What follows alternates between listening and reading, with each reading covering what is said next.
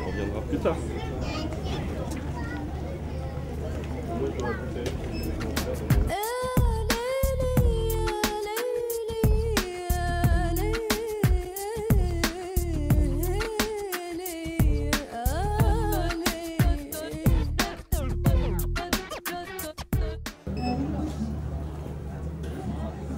Parfois ça peut être très simple effectivement, parfois ça peut être très compliqué et ça demande un effort énorme, mais il ne faut pas oublier la poésie qui nous entoure, la poésie des choses, le rêve en fait partie, qui sont là au quotidien. Voilà ce que ça peut évoquer comme élément, cette expression de libérer l'imaginaire.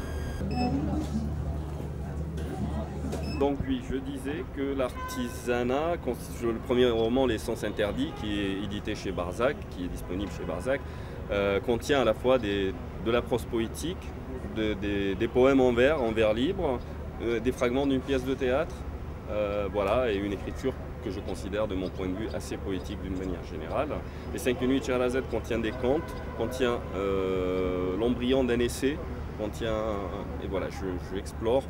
Parce que j'aime beaucoup de choses et ça fait partie effectivement de l'artisanat, d'essayer de modeler, ramener, articuler les parties et les éléments différents dans une même démarche.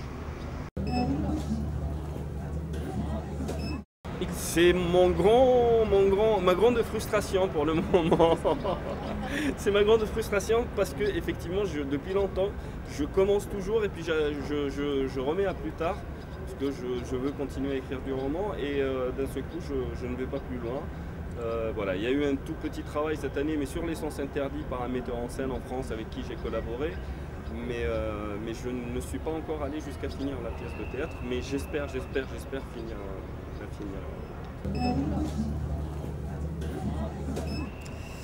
C'est très compliqué cette question parce que j'écris en français, donc déjà en français c'est un peu compliqué. Donc j'essaie de trouver des similitudes avec certains mots en français, mais c'est très compliqué pour moi. Il y a un contexte géopolitique international duquel je ne peux pas faire fi, ou du moins je ne peux pas ne pas me poser la question. Je ne peux pas faire l'économie de cette question. En fonction de l'attente d'un autre public, se dire est-ce que ça peut modeler, la question étant est-ce que ça peut modeler mon travail, est-ce que ça peut influencer mon travail. Il ne faut pas se leurrer sur certaines choses. Quand l'Algérie faisait l'actualité quotidienne en Europe, les livres écrits sur l'Algérie se vendaient beaucoup, donc il y avait une attente immédiate de quelque chose de fait sur la réalité du sang qui coulait, et puis on s'intéressait peu à la forme ou à beaucoup de choses, mais voilà, il y a des moments comme ça où il y a des accélérations, où il y a des attentes, il faut y faire un tout petit peu attention, se poser des questions parfois, pourquoi ceci, sans plus. Mais il restait dans certaines librairies, dans des villes justement hors la capitale, comme à Constantine ou à Annaba, des petits romans comme ça qu'on tombe dessus. Parfois ils vident les cartons, peut-être j'en sais rien, ou ils vont chercher derrière les fagots, mais peu importe. Mais c'est comme ça que j'ai découvert Sonny Laboutancy par exemple, c'est comme ça que j'ai commencé à m'intéresser. Et puis il y avait des articles aussi dans les années 80, je suis tombé sur des articles aussi, notamment dans Algérie Actualité, le littéraire, sur les écrivains africains, et comme ça j'ai commencé à découvrir.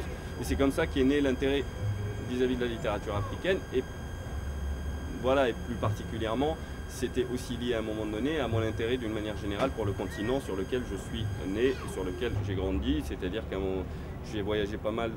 Quand j'étais étudiant, je partais avec un sac à dos dans le désert en Algérie et j'avais cette envie d'aller plus loin à chaque fois, de découvrir encore l'univers de ce continent, etc.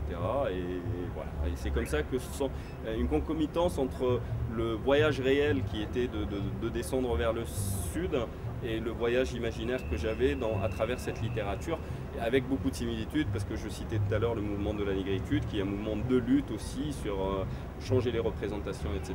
Et donc forcément on retrouve quelque part une part de la littérature algérienne chez certains grands noms de la littérature africaine, quoi.